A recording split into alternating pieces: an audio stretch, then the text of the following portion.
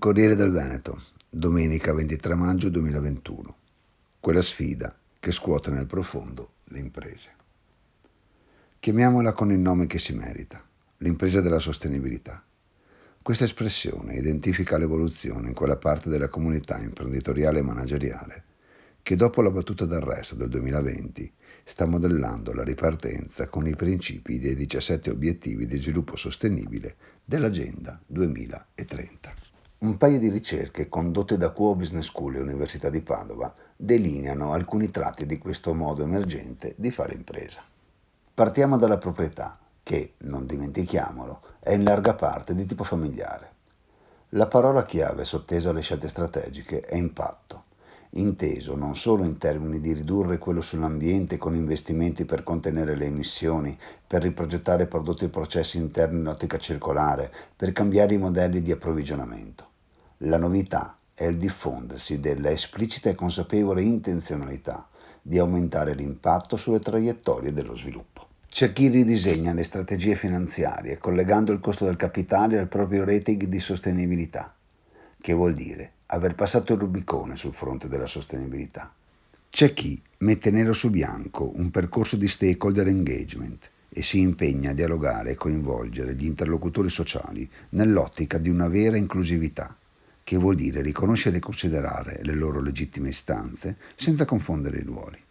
Queste decisioni non si prendono in garage, ma nei consigli di amministrazione e sono lo specchio di assetti proprietari e strutture di governance da cui dobbiamo tutti andare a scuola. La sostenibilità, però, rimane un intento velleitario se non si interviene sulle strutture organizzative.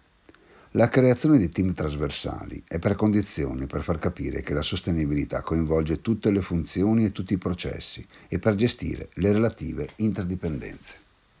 Le evidenze empiriche indicano che lo step successivo è il decentramento, cioè il ridisegno di alcuni ruoli, attribuendo più autonomia alle figure che presidiano le attività ad impatto.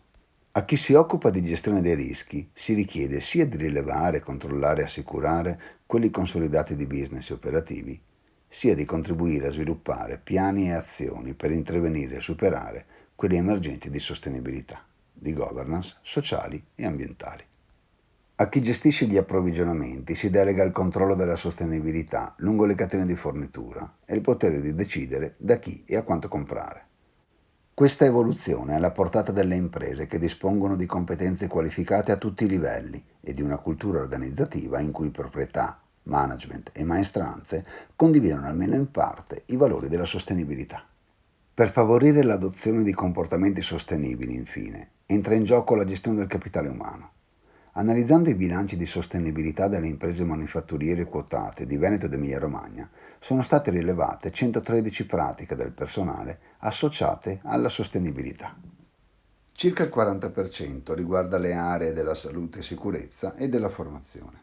Il 30% è centrato su iniziative che migliorano la qualità dell'ambiente organizzativo interno e che vanno dalla condivisione dei piani di sviluppo sostenibile su cui l'impresa è impegnata, alle iniziative per la piena realizzazione professionale, alle azioni positive per rimuovere le discriminazioni e favorire la parità di genere.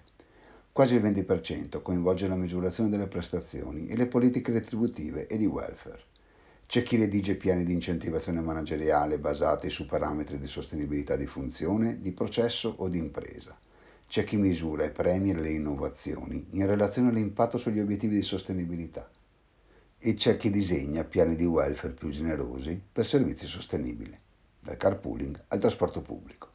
Quando si parla di sostenibilità, il Rubicone non è ancora in vista, ma la strada è quella giusta.